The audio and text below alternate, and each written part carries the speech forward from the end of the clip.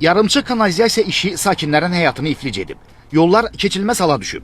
Hətta vəziyyət o yerə çatıb ki, sakinlər məişət tullantılarını həyətlərindən çıxarıb ata bilmirlər. Görüntülər Sumqayıtdandır.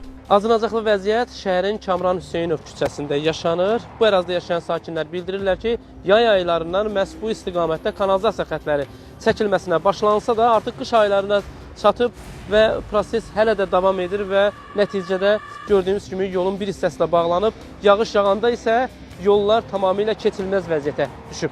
Sakinlərin sözlərinə görə avtomobillər palçığa bataraq yolda qalır, palçığın səviyyəsi bəzi yerlərdə dizə qədər çatır. Bu səbəbdən təcili tibbi yardım, taksi və digər xidmət avtomobilləri küçəyə daxil olmaqdan imtina edirlər. Ən acınacaqlısı isə budur ki, yolsuzluq səbəbindən məişət tullantılarını sakinlər həyətlərindən çıxarıb ata bilmirlər. Evdən çıxmaq, küçədə uşaqları aparıb gətirmək qeyri-mümkündür qardaş. Şükür Allah, indi görək də düzəlməz deyir, görək necə eləyəcəklər. Neçə vaxtdır belədir? Ya 1 il olar rahat. Rahat 1 il. Yəni yağış yağanda da keçilməz olur. Heç vaxt, indi uşaqlar maşına aparır, maşına gətirir, məcburam.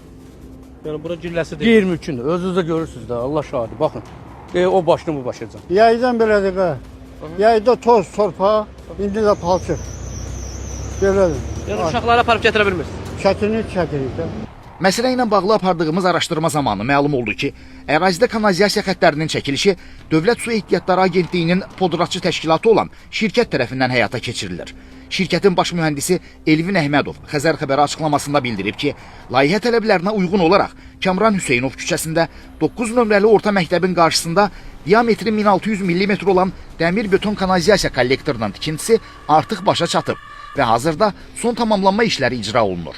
Baş mühəndisin sözlərinə görə, son günlər müşahidə olunan intensiv yağıntılar səbəbindən tamamlanma işləri, eləcə də küçənin məktəb önünə düşən hissəsində asfalt örtüyünün bərpası gecikib. Bildirilib ki, yaxın vaxtlarda sözgedən küçədə asfalt örtüyü tam bərpa ediləcək. Nizami Rəsulov, Yusif Kərimli, Xəzər xəbər.